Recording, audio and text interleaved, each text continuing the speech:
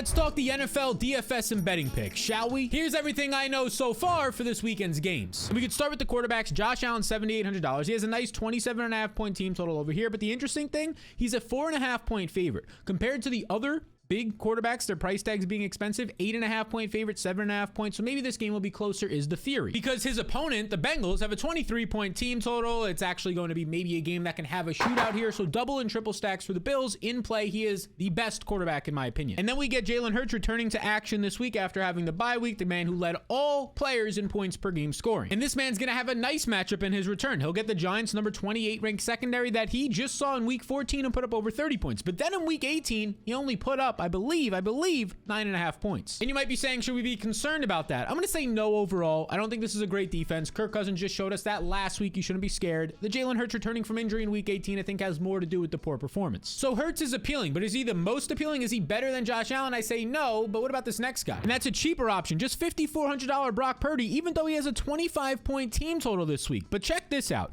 I was looking at some stats. I did some math here for all you and myself. 54% of Purdy's production, his passing yards, comes from after the catch. So that's two things. It's Kyle Shanahan being obviously great, but this is on another level of scheming production. And number two, the great pass catchers. Debo, Ayuk, George Kittle after the catch are great. And oh yeah, now Christian McCaffrey. So I actually think Purdy's a decent play for the price tag. The problem is I question his ceiling. Do I trust that he can go for 25 plus points compared to these other heavy hitters on the slate? My answer is no. But I do like his player prop. It was earlier 220.5. That's what we took it at. That's what we tweeted it out as. But right now it's all the way up to 239.5. I have him in the 250. So this is still a fine prop. Not as good as it once was, but still a fine prop on Price Picks if you'd like to take it down below. All right, then there's Patrick Mahomes up top. He's the most expensive quarterback. It makes sense. He has the highest team total at 30 points, the highest game total in this one, and he's just unbelievable. Not only is his player prop over 300 yards, the only quarterback to have a prop over 300 yards, which is crazy. Anything over 275 is absurd. They're literally expecting him to throw for 300 plus yards, and it makes sense because in 11 postseason games, he's averaging 307 and 2.5 touchdowns. He's been absolutely unstoppable, and now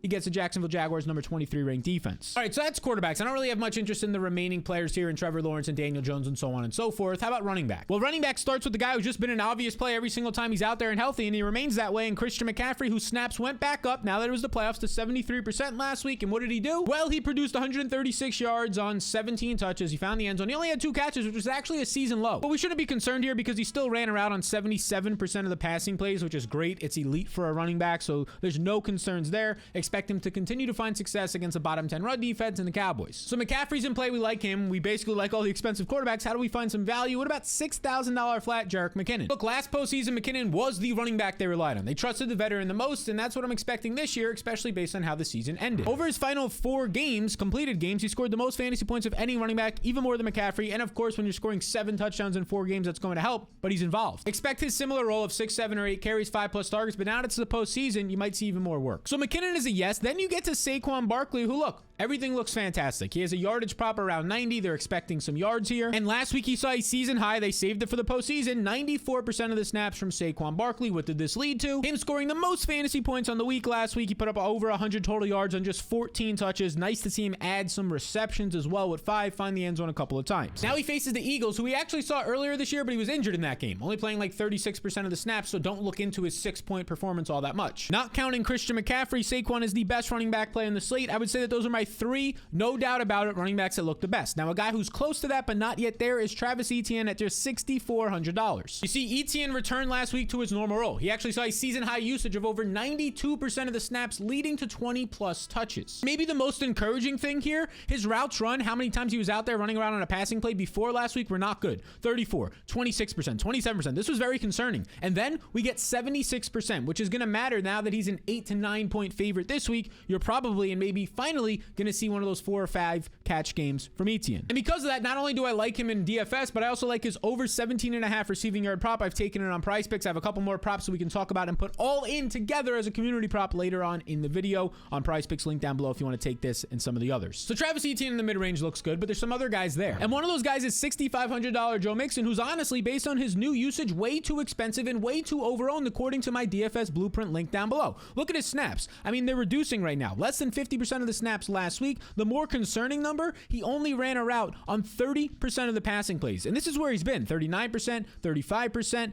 30% is terrible, and it's because Samaje Perine is playing more. His passing game usage and his snaps, his participation has dropped in 4 straight games. So I'm out on Mixon at his current ownership. I would take the under once the prop comes available. It's not there yet in his receiving market. In terms of the other mid-range options, Tony Pollard's a fine play. I'm not jumping up and down to get there in a tougher matchup. I don't really want to get to Zeke and DFS, but I do like him over 40 rushing yards, 35.5 in some spots in the prop market. How about Miles Sanders this week at $5,700, who returns off of the bye week? I'll be honest with you, I'm not really a fan of Miles Sanders here. I mean, the last couple times we've seen him, he's only playing about 40% of the snaps, and these are meaningful games. They've been using a 3-headed backfield. Now, the question is, does that change now that it's the postseason? Like we saw with Travis Etienne last week, it changed. He got his full-time role back from JaMychal Hasty. Well, we're going to have to see and find out. But at his current ownership numbers, I'll just go to Jerick McKinnon or even the other Chiefs running back, the rookie, 7th round rookie, Isaiah Pacheco. It's a nice spot, a 30-point team total expected to score 4+ times, nearly a 10-point favorite. The question becomes, do they still trust the rookie who's been good? Now that it's the postseason, can they trust this guy?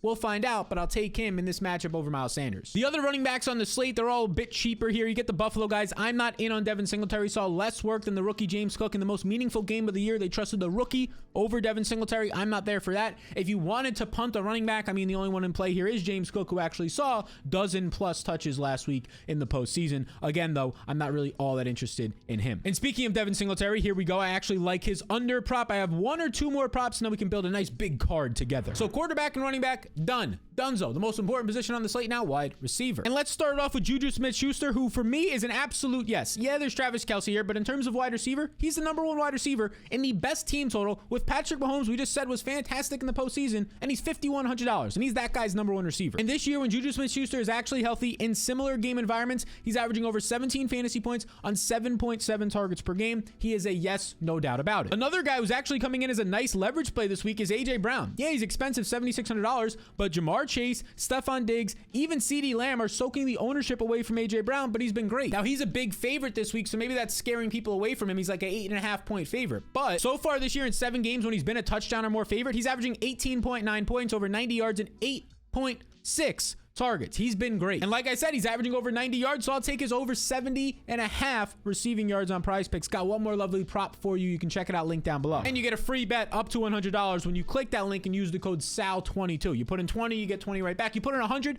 Rooskies, you get 100 right back. So that's a pricey wide receiver. Now let's find a value piece. And Zay Jones at $4,700. Look, he's kind of getting lost a little bit here. The Giants wide receivers, especially Isaiah Hodgins, after going for 27 points, picking up more ownership. Gabe Davis picking up 26 points last week, getting more ownership than Zay Jones. But Jones returned to form last week, getting 13 targets. He ended his slump towards the end of the year. Now he's in a matchup where they're going to probably have to throw 40+ times again. I like him. I think that Tyler Boyd's a decent cheap option at $4,000. He's likely to be unowned completely, maybe below 5% owned, even though they're facing a heavy zone defense that will give it up to the slot wide receiver and tight ends in Buffalo. Speaking of Buffalo, probably the best wide receiver play on the entire slate, factoring in price point, is $4,800 Gabe Davis. He was in a similar position last week, and he paid off for over 26 fantasy points. Look, he has a great team total, matched with Josh Allen in a fine matchup, and he's going to go out there and run 30+ routes at this cheap of a price tag for what his skill set is, especially in the red zone. I'll take that. And we'll also take his teammate Stephon Diggs, depending on your stack. If you're not stacking Buffalo, I'll take A.J. Brown for the price discount, but if you're playing Buffalo, the Bills, meaning Josh Allen, in a stack, you're definitely getting Stephon Diggs,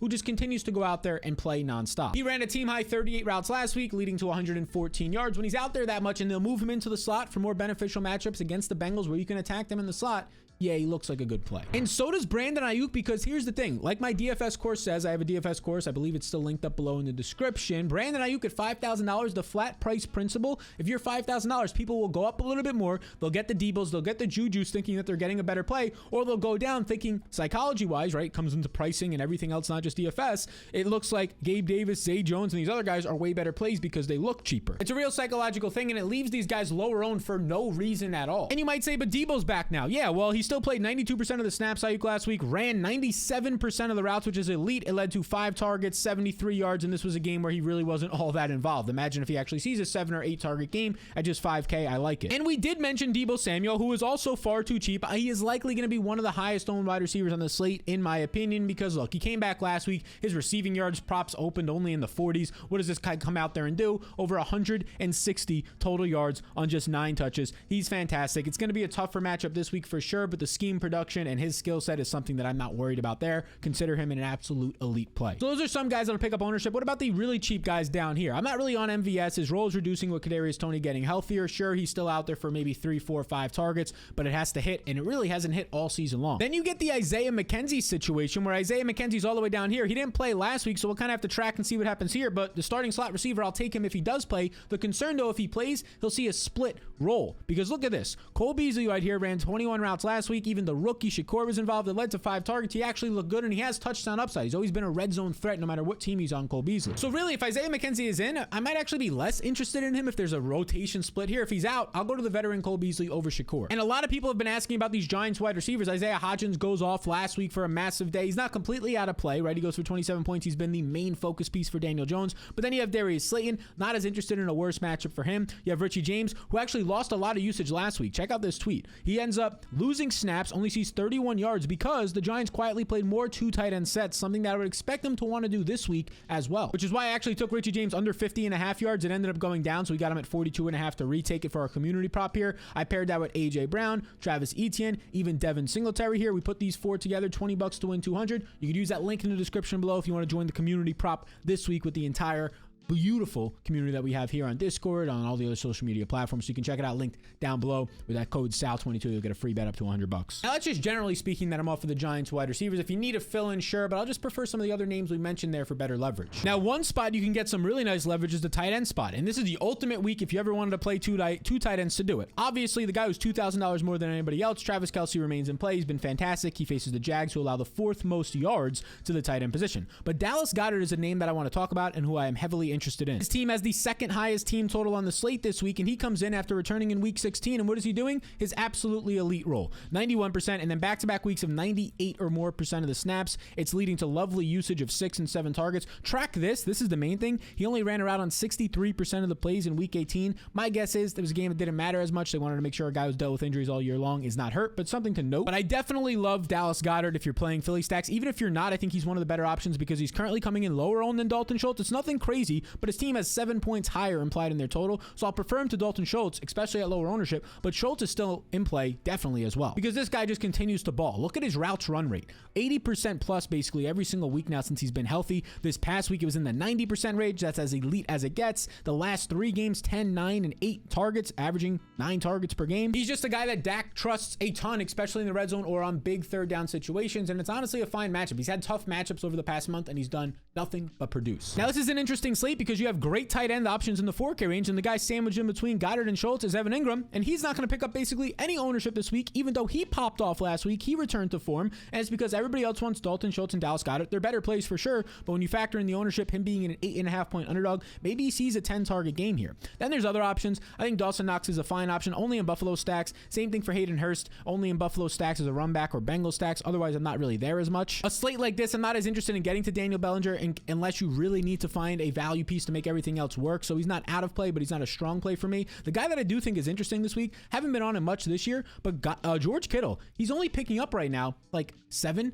8, 10% ownership, and it's because of his price range. He's so much more than these really good 4K options, and if you're going to go up, people are just going all the way up to Travis Kelce. I think George Kittle this week is a great leverage, one of the best leverage plays, just like a Gabe Davis on the entire slate, because if you get the game where George Kittle goes off at 7 or 8% ownership, that's all you need. So I think this is a great slate to go double tight ends, Kelce and Kittle, or a couple of those 4K options. It makes it really easy. And if you want to see exactly how highly owned every single player on the slate is, what their projections are, who are the best values, the best leverages, listen to our GPP strategy show where I go over every single player that I'm playing, my exposures and stacks and whatnot. That's just a piece of the puzzle. There's a whole lot more in the DFS blueprint. You can check it out down below and join the thousands of countless other people right now on Patreon getting access. So best of luck this week, and then we head into the Final Four, the Super Bowl, and a whole lot more coming on this beautiful channel for DFS and betting. I'll see you all in the next one.